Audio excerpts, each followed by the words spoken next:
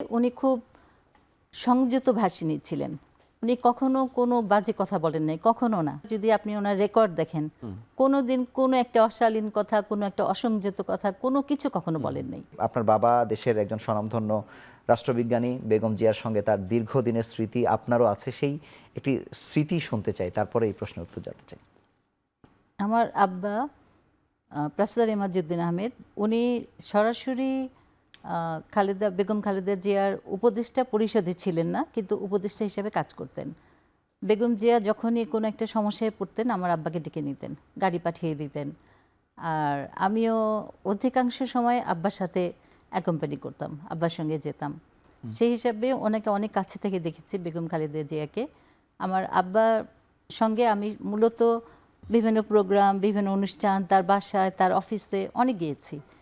তো উনি হচ্ছে একজন আলোকোজ্জ্বল মহিলা ছিলেন।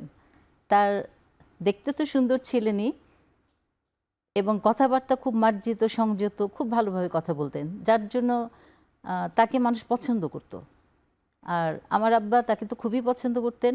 বিশেষ করে আমার বাবা জিয়াউর রহমান সাহেবকে খুব পছন্দ করতেন। শহীদ প্রেসিডেন্ট জিয়াউর রহমান সাহেব ওনার আদর্শ ছিলেন এবং তার অনেক কাজ উনি পছন্দ করতেন।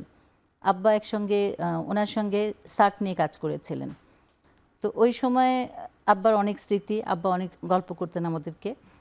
সেই হিসাবে বেগম খালেদা জিয়াকে উনি অনেক পছন্দ করতেন। মানে ওনার জিয়াউর রহমানের আদর্শ, তার ওয়াইফ সেই হিসাবে উনি ক্যারি করছেন, এই জিনিসটা আব্বাকে খুব মানে টানতো। তো সেই হিসাবে আমরা খুব কাছে থেকে ওনাকে দেখেছেন। আমি একটু জানতে চাই যে এত কিছুর পরেও কেন তার আলো নেভানো গেল না, তিনি জ্বলে উঠলেন? প্রথম কারণ হচ্ছে উনি খুব সংযত ভাষিণী ছিলেন। উনি কখনো কোনো বাজে কথা বলেন নাই, কখনো না। একটা মাত্র হয়তো বলেছেন একদিন খুব রাগ হয়ে যে গোপালী, জি জি, এই একটা কথা। এই একটা কথা ছাড়া যদি আপনি ওনার রেকর্ড দেখেন, কোনো দিন কোনো একটা অশালীন কথা, কোনো একটা অসংযত কথা, কোনো কিছু কখনো বলেন নাই। তো এই জিনিসটা তো মানে আমরা হচ্ছে পলিটিশিয়ানদের কাছে কি আশা করি, এটাই তো আশা করি যে তারা হচ্ছে বিভিন্ন কিছু বলবেন কিন্তু সংযত থেকে। তো এই জিনিসটা, সংযমটা ওনার মধ্যে ছিল। উনি পলিটিক্যালি অনেক দূরদর্শী ছিলেন। উনি বাংলাদেশের মেয়েদের প্রথম শিক্ষার ক্ষেত্রে অনেক অগ্রসর করেছিলেন। বিনা অবৈতনিক শিক্ষা ব্যবস্থা, মেয়েদেরকে কম্পালসারিলি শিক্ষা ব্যবস্থায় আসা, এই জিনিসটা ওনার হাত দিয়েই হয়েছে, যেগুলো হচ্ছে বাংলাদেশের উন্নয়নের জন্য বিশাল একটা ভূমিকা রেখেছে।